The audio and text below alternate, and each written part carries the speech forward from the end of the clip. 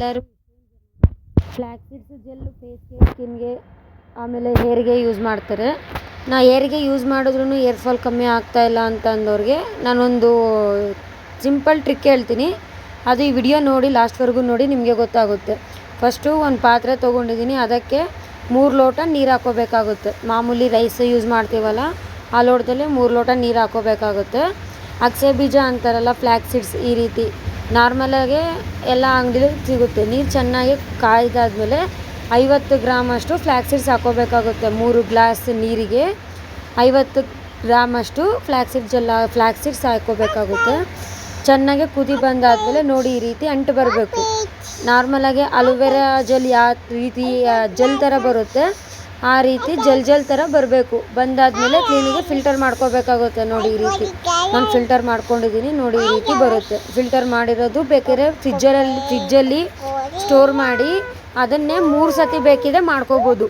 ನೋಡಿ, ಈ ರೀತಿ ನಾನು ಹೇಳಿದ್ನಲ್ಲ, ಒಂದೇ ಒಂದು ಸಿಂಪಲ್ ಟ್ರಿಕ್ ಅಂತ. ಅದು ಬಂದು ವಿಟಮಿನ್ ಇ ಬಂದು ಸ್ಕಿನ್ಗೆ, ಹೇರ್ಗೆ ತುಂಬ ಒಳ್ಳೆಯದು. ಆಮೇಲೆ ಬಂದು ನಾರ್ಮಲ್ಲಾಗೆ ಕೊಬ್ಬರಿ ಎಣ್ಣೆ ಯೂಸ್ ಮಾಡ್ತೀವಿ. ತಲೆಗೆ ಯಾವ ಆಯಿಲ್ ಯೂಸ್ ಮಾಡ್ತೀವೋ ಆ ಆಯಿಲ್ ಯೂಸ್ ಮಾಡಬೇಕಾಗುತ್ತೆ. ನಾನು ಬಂದು parachute onion hair oil use ಮಾಡ್ತೀನಿ.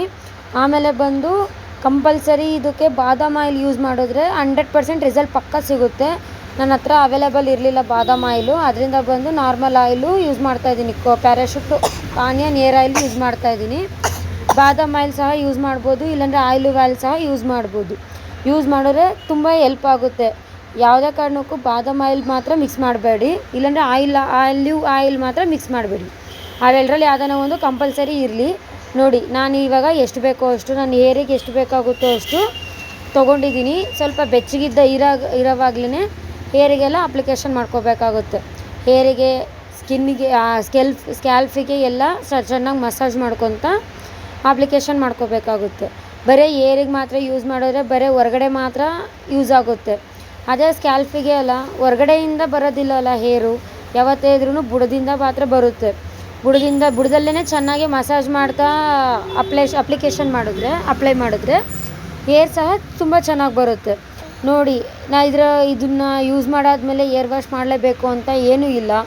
ನಾರ್ಮಲಾಗೆ ಇವಾಗ ಏರ್ ವಾಶ್ ಮಾಡಲೇಬೇಕು, ನನಗೆ ಏರ್ ವಾಶ್ ಮಾಡ್ದಿರ ಇರೋಕ್ಕೆ ಇಷ್ಟ ಇಲ್ಲ ಅಂತ ಅಂದರೆ ಒಂದು ಅರ್ಧ ಗಂಟೆ ಇಲ್ಲಾಂದರೆ ನೈಟ್ ಅಪ್ಲಿಕೇಶನ್ ಮಾಡ್ಕೊಳ್ಳಿ. ಮಾರ್ನಿಂಗ್ ವಾಶ್ ಮಾಡ್ಕೊಳ್ಳಿ.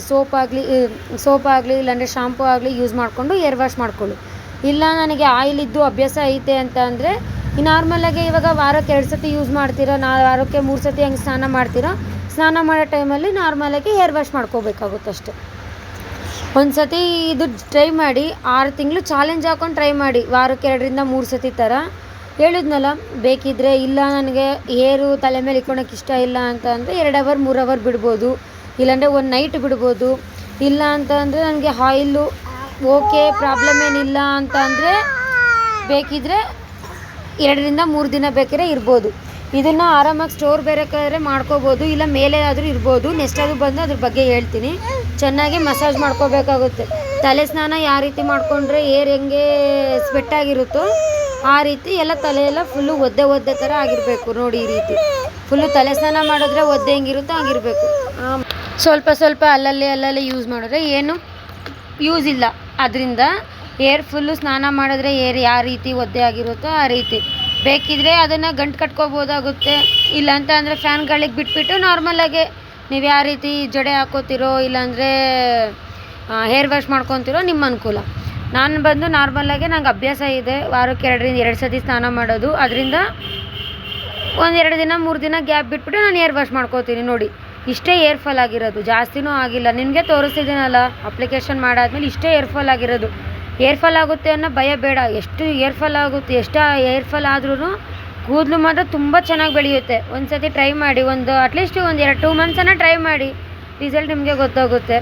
ಕಂಟಿನ್ಯೂಸ್ ಆಗಿ ಯೂಸ್ ಮಾಡಿದ್ರೆಲ್ಲ ಗೊತ್ತಾಗೋದು. ಒಂದು ಸತಿ ಯೂಸ್ ಮಾಡಾದ್ಮೇಲೆ ಇಲ್ಲ ಏನು ಯೂಸ್ ಆಗ್ತಿಲ್ಲ ಅನ್ನೋದಕ್ಕಿಂತ ಯೂಸ್ ಮಾಡಬೇಕಾಗುತ್ತೆ ಒಂದು 2 ತಿಂಗಳು 3 ತಿಂಗಳು. ನೋಡಿ, ಒಂದು ಡಬ್ಬದಲ್ಲಿ ಹಾಕ್ಕೊಂಡು ಸ್ಟೋರ್ ಮಾಡ್ಕೋತಿದ್ದೀನಿ ನಾನು. ಮೇಲೇನೂ ಸಹ ಇಟ್ಕೋಬೋದು. ಮೇಲೆ ಇಟ್ಟರೆ ಒಂದು ವಾರಕ್ಕೆ ಒಳಗಡೆ ಎಲ್ಲ ಖಾಲಿ ಮಾಡ್ಕೋಬೇಕಾಗುತ್ತೆ. ಯಾಕಂದರೆ ಫ್ಲ್ಯಾಕ್ಸ್ ಸೀಡ್ಸ್ ಅಲ್ಲ, ಅದರಿಂದ ಸ್ಮೆಲ್ ಬರುತ್ತೆ. ಫ್ರಿಜ್ಜಲ್ಲಿ ಅಂತಂದರೆ ಪ್ರಾಬ್ಲಮ್ ಆಗೋದಿಲ್ಲ. ನೋಡಿದ್ರಲ್ಲ ಫ್ರೆಂಡ್ಸ್, ಪ್ಲೀಸ್ ನನ್ನ ವಿಡಿಯೋ ಯಾರ್ಯಾರು ಇಷ್ಟ ಆಗಿದೆಯೋ ಎಲ್ಲರೂ ಲೈಕ್ ಮಾಡಿ, ಸಬ್ಸ್ಕ್ರೈಬ್ ಮಾಡಿ, ಪ್ಲೀಸ್ ಶೇರ್ ಮಾಡಿ.